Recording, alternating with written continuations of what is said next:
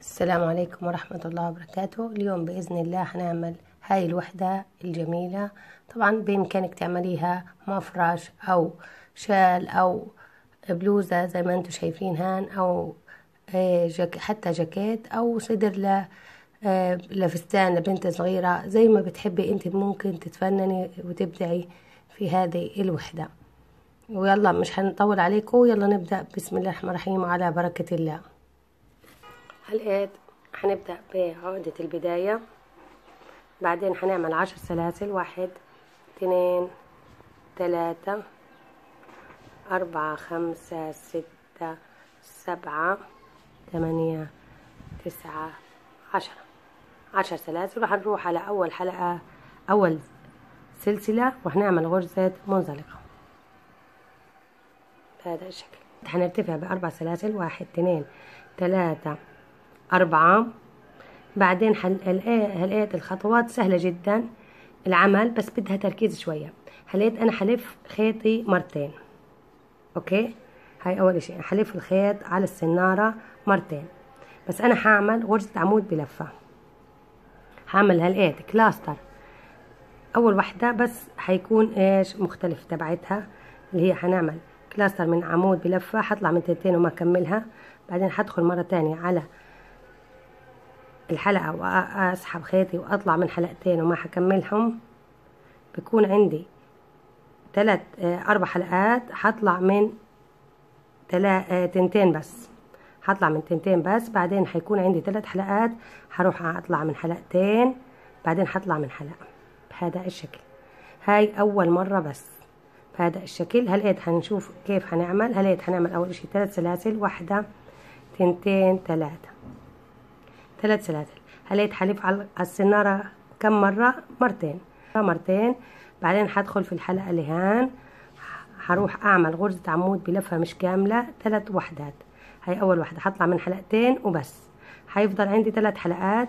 هروح أكمل مرة تانية. حلف خيط على الخيط مرة واحدة. هلقيت حلف مرة واحدة، وأدخل الحلقة في السنارة في الحلقة وأسحب، وهطلع من حلقتين.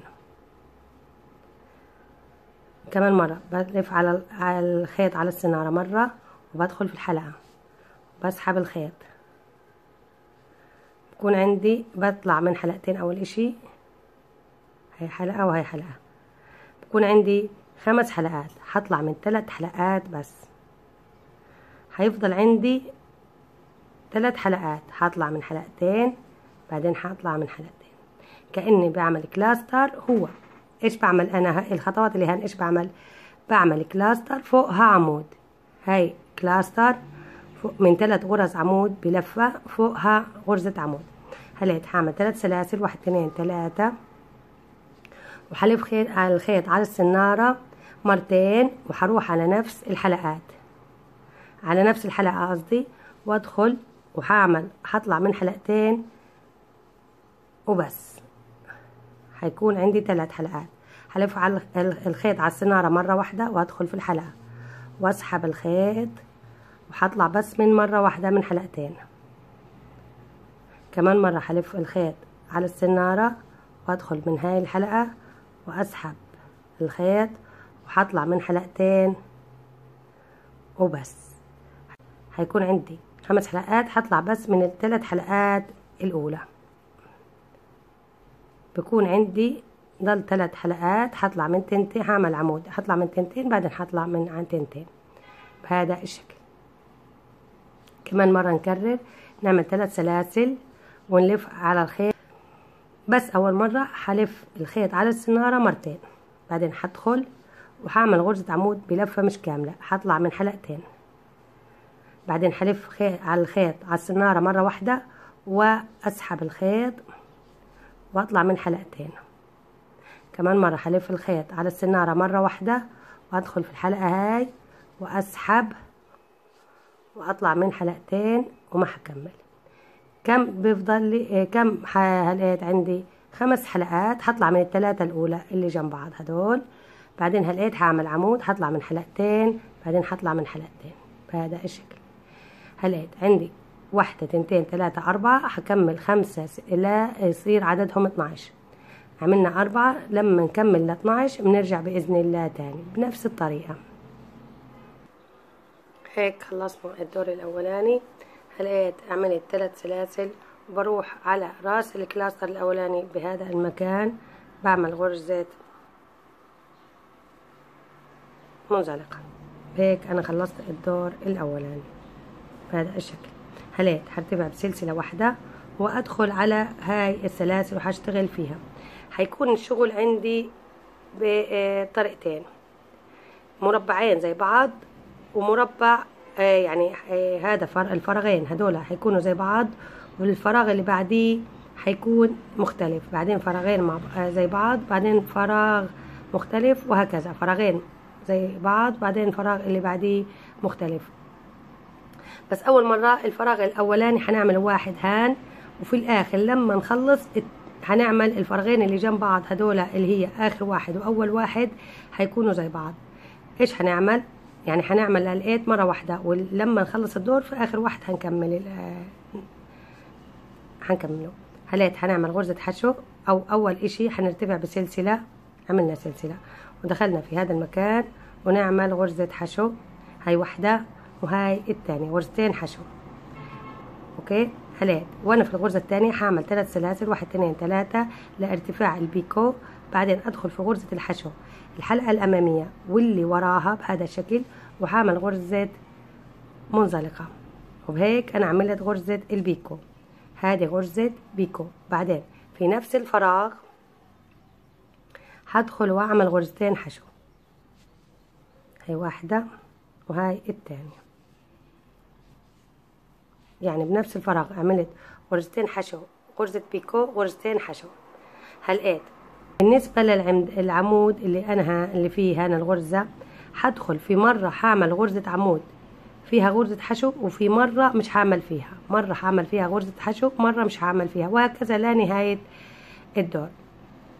يعني في هذه المكان هعمل غرزة حشو. اوكي. هاي انا عملتها غرزة حشو. بعدين وانا في مكاني هعمل 8 سلاسل، 1 2 3 4 5 6 7 8. انا وين؟ هنا في غرزة الحشو، في غرزة العمود اللي هان. هروح قبل غرزة العمود في هذا المكان هعمل غرزة حشو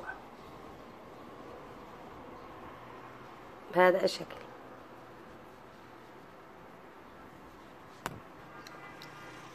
هلقيت هلف شغلي بهذا الشكل،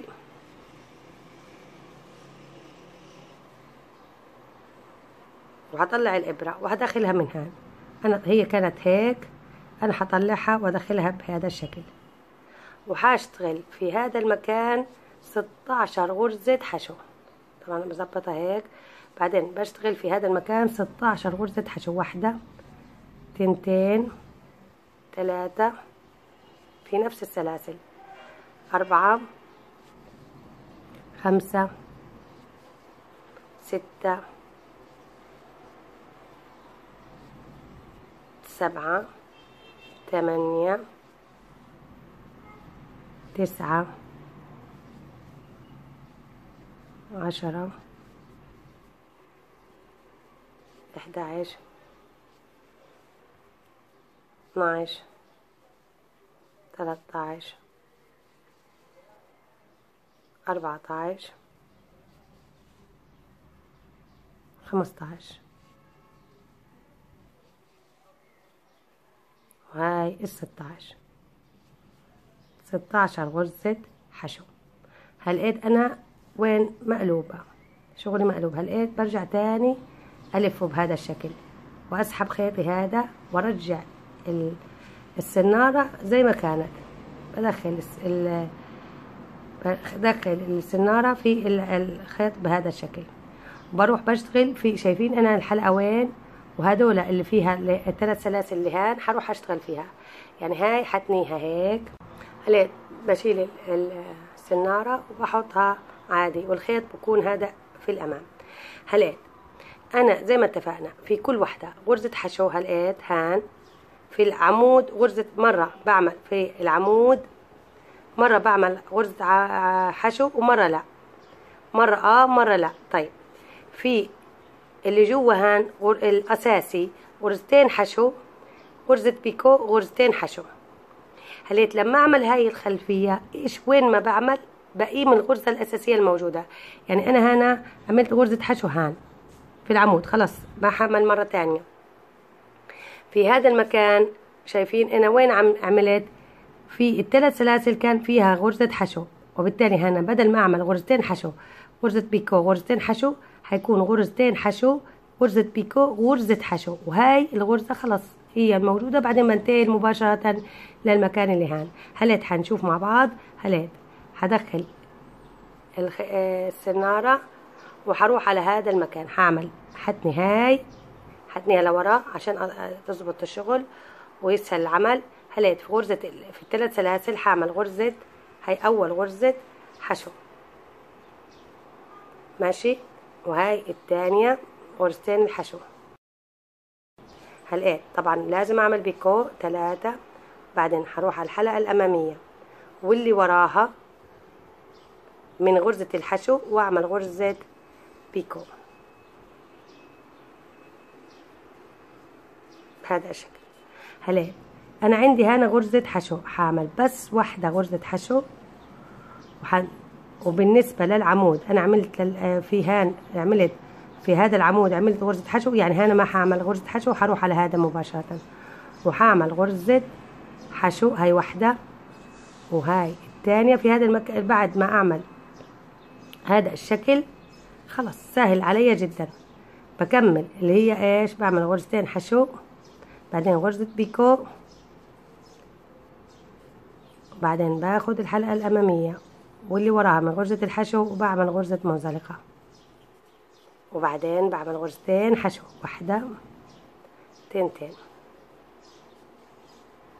في هذا المكان ما عملناش في العمود هذا ما عملنا غرزة حشو. هلقيت في العمود هذا هعمل غرزة حشو، بعدين هروح على الفراغ تاني وهعمل غرزتين حشو غرزة بيكو غرزتين حشو، هاي واحدة تنتين، بعدين 3 سلاسل 1 2 3، بعدين هروح على الحلقة الأمامية واللي وراها وهعمل غرزة منزلقة،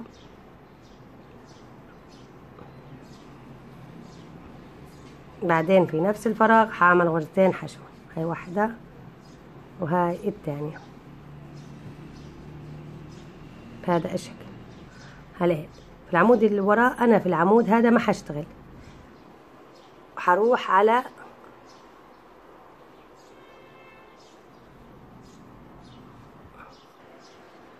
هلقيت في العمود هذا ما هشتغل، هروح على الحلقة اللي هان مباشرة وهعمل غرزة حشو.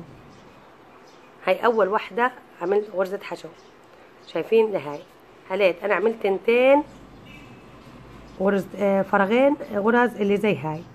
هلقيت هان لازم يكون زي هاي السلاسل، هعمل 1 2 3 4 5 6 7 8، هعمل 8 سلاسل واروح انا في هذا المكان هروح على غرزة العمود مباشرة وادخل واعمل فيها غرزة حشو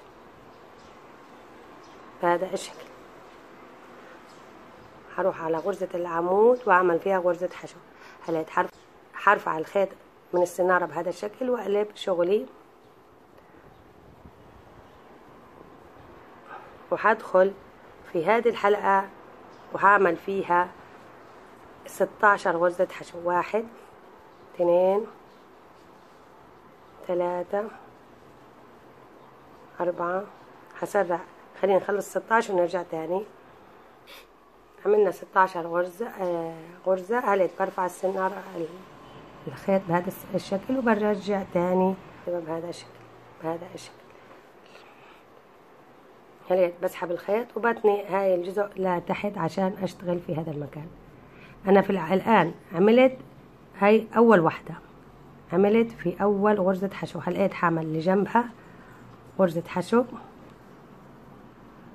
هاي الثانية عندي، هاي الثانية، ولقيت بعمل بيكو 1 2 3، وبعدين بروح على الحلقة الأمامية واللي وراها من غرزة البيكو من غرزة الحشو وبعمل غرزة بيكو. بعدين في نفس الحلقات حعمل غرزتين حشو، واحدة وهاي الثانية. هلقيت بهذا الشكل. بعدين هلقيت احنا بالعمود عملنا، حنروح مباشرة على حلقة اللي هان وحنعمل غرزتين حشو، واحدة وهاي الثانية. بعدين نعمل غرزة بيكو،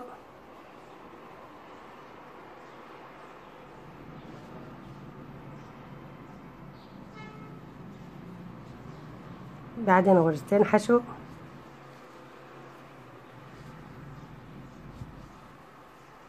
خليت هذا العمود عملناه، هذا العمود ما حعمله، حدخل في الثانية مباشرة وهعمل غرزتين حشو، بعدين غرزة بيكو، بعدين حدخل في هذه الحلقة واللي وراها وحعمل غرزة بيكو منزلقة، لأن عشان أعمل غرزة بيكو بعدين حعمل غرزتين حشو، هاي واحدة وهاي التانية. هلقيت حعمل في العمود نفسه برضو غرزة حشو، وكرر اللي عملته في الغرزة الأولى نفس الأول. الآن حكرر من العمود حمل 8 سلاسل وحدخل في هذا المكان، ما حدخل في العمود، حدخل في هذا المكان، بعدين أعمل غرز الحشو كله، وعملت كأنه الأولى والثانية. حكررها مرة تانية، حكرر الأولى والثانية، يعني هلقيت حعيد الأولى بعدين حمشي وحعيد الثانية اللي بعدها. خلينا نخلص الدور كله وبنرجع بإذن الله تاني. هيك بكون أنا خلصت. شايفين انتو الهان هي هدول الغرز البيكود زي 3D أو شكل بارز. هلقيت بيكون هيك عندي الشكل. هلقيت برتفع ب4 سلاسل للدور اللي بعديه، 1 2 3 4، وحلف الخيط مرتين على السنارة لأعمل غرز عمود بلفة. 15 غرزة عمود بلفة بعملها في هذا المكان. هم 16 صحيح، بس الظاهر عندك اللي قدامك حيكون 15. هاي آخر وحدة اللي متنية أو ملفوفة بهذا الجانب ما حعملها. هتعملي من أول وحدة لعند 15 وحدة. هتدخلي كيف؟ هألف على السنارة مرتين في أول هاي 4 سلاسل في هذا المكان. لما أنتقل لهاي الشكل ما حعمل أي سلاسل بينهم، هدول ارتفاع عمود بلفتين. هليت هلف على السنارة مرتين وحروح على أول وحدة بهذا الشكل، أول غرزة حشو في هذا المكان، وحدخل وأعمل غرزة عمود بلفتين. هاي حطلع من حلقتين. كيف غرزة حطلع من حلقتين، بعدين حلف أدخل واطلع من حلقتين، بعدين هسحب خيطي واطلع من حلقتين بهذا الشكل. هلا بين العمود بلفتين والتاني حيكون 3 سلاسل، 1 2 3، وانا في داخل هذه الحلقة. هذا الكلام 3 سلاسل وانا في داخل الحلقة مش في هذا المكان. هلا حلف مرتين وحدخل على الغرزة اللي بعديها وهعمل فيها غرزة عمود بلفتين. هلا حمل 3 سلاسل، 1 2 3، واروح الف على الخيط، الف الخيط على السنارة مرتين واروح على الغرزة الثالثة وادخل واسحب من حلقتين، بعدين اسحب واطلع من حلقتين، بعدين اسحب خيطي واطلع من حلقتين بهذا الشكل. هلا يتحمل 3 سلاسل، 1 2 3، والف خيطي مرتين وادخل على الغرزة الرابعة واعمل نفس الاشي. هطلع هسحب خيطي من حلقتين، حلف الخيط واسحبه من حلقتين، حلف الخيط واسحبه من حلقتين. هنعمل 15 عمود بلفتين بينهم كل واحدة والتانية 3 سلاسل، 1 2 3، والف خيطي مرتين وادخل على الحلقة الغرزة الحشو اللي بعديها واعمل برضو نفس الاشي، غرزة عمود بلفتين، بعدين 3 سلاسل. خلينا نخلص 15 ونرجع بإذن الله تاني. هيك خلصنا 15 غرزة عمود بلفتين بينهم 3 سلاسل بهذا الشكل. هلقيت وانا في مكاني لما انتقل من هذا الحلقة لهاي الحلقة ما حامل اي سلاسل، هعمل عمدان. هي اخر واحد هذا 15 غرزة عمود بلفتين. هلقيت حامل هلف على الخيط على السنارة مرتين، وبين في العمود اللي هان غرزة الحشو، سواء غرزة حشو او من بين غرزتين حشو، حدخل في هان سواء لو عملت في هذا العمود في غرزة حشو حدخل في غرزة الحشو او بين غرزتين حشو. المهم في هذا المكان حاعمل غرزة عمود بلفتين بهذا الشكل. هيك غرزة عمود بلفتين. هلأ بلف خيطي على السنارة من غير اي سلاسل، اخر وحدة واللي في هعملها في النص بين هدول، وفي اول وحدة من هدول هروح على اول وحدة من هدول هيها، وهدخل واعمل غرزة عمود بلفتين.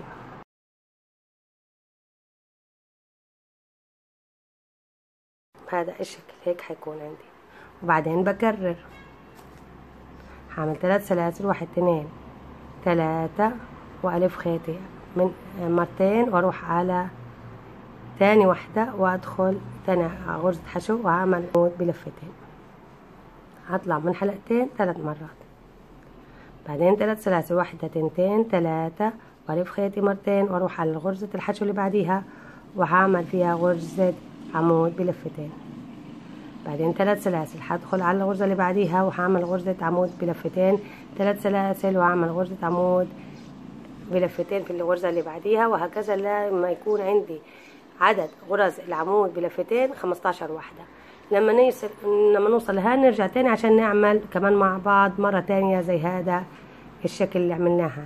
هيك خلصنا هاي بهذا الشكل 15 وحدة. لقيت وانا في اخر وحدة بلف على الخيط على السنة مرتين، وهنا في هذا العمود ما في غرزة حشو، بروح بين هاي غرزة حشو وغرزة حشو، بدخل السنارة بهذا الشكل وبعمل فيها غرزة عمود بلفتين. اطلع من حلقتين 3 مرات بهذا الشكل. هلا بلف الخيط مرتين، بروح على اول وحدة من هذا المكان، هي بتكون مايلة شوية اول وحدة بس مش مشكلة، بروح بدخل فيها اول وحدة وبعمل غرزة عمود بلفتين. بطلع من حلقتين 3 مرات، هاي وحدة، هاي 2 وهاي الثالثة، وبالتالي بيكون عندي هيك هذا الشكل. هلا بلعمل 3 سلاسل، 1 2 3 وبروح على الحلقة، بلف خيطي مرتين وبروح على الحلقة اللي بعديها وبعمل فيها غرزة عمود بلفتين. بستمر لنهاية الدور، بضل اكمل بمثل هذا الاشي، هاي الطريقة بكمل للنهاية وبنرجع بإذن الله تاني. هلأ وصلنا هيك خلصنا الدور. آخر حاجة عملت منزلقة في رابع سلسلة أنا ارتفعت فيها، عملت منزلقة. هلأ بروح على غرزة العمود بلفتين اللي هان للدور اللي بعديه آخر دور، وهعمل فيها غرزة منزلقة في هذا المكان عشان امشي لعند ال3 سلاسل اللي هنا. هعمل كمان منزلقة في ال3 سلاسل يعني بسلسلة واحدة، بعدين بدخل فيها نفس المكان وبعمل غرزة حشو. هاي اول غرزة حشو، بعمل غرزة حشو، بعدين هلأ بعمل 3 سلاسل، 1 2 3 وبروح على الفراغ اللي بعديه اللي هان وهعمل فيه غرزة حشو بهذا الشكل. هلأ هعمل 3 سلاسل، 1 2 3 واروح على الفراغ اللي هان وهعمل فيه غرزة حشو. بعدين هعمل 3 سلاسل، 1 2 3 واروح على هنا في هذا المكان وهروح على واعمل غرزة حشو واستمر بهذا الطريقة. شايفين كيف؟ بهاي الطريقة هعمل 3. وفي هذا الدور كمان هو الدور الربط، هعمل 3 سلاسل، بعدين هروح على هاي المكان وهعمل غرزة حشو، بعدين 3 سلاسل، 1 2 3 والف واعمل في هذا المكان غرزة حشو، وهكذا لما نوصل لهان. لما الالتقاء بالتنين هنشوف كيف ايش هنعمل. خلينا نكمل ونرجع. هلأ بعد ما خلصنا هاي في لما بدي انتقل لهاي المكان ما بعمل 3 سلاسل وبروح على هذا المكان وبعمل غرزة حشو، لا، اخر حاجة عملت غرزة حشو هان بروح برجع تاني ببدأ من الاول من هان غرزة حشو. بالتالي هان صار عندي غرزتين حشو، في اخر واحدة من هدول غرزة حشو وفي اول واحدة من هدول غرزة حشو. بعدين هلأ برجع تاني اعمل 3 سلاسل وبعدين غرزة حشو.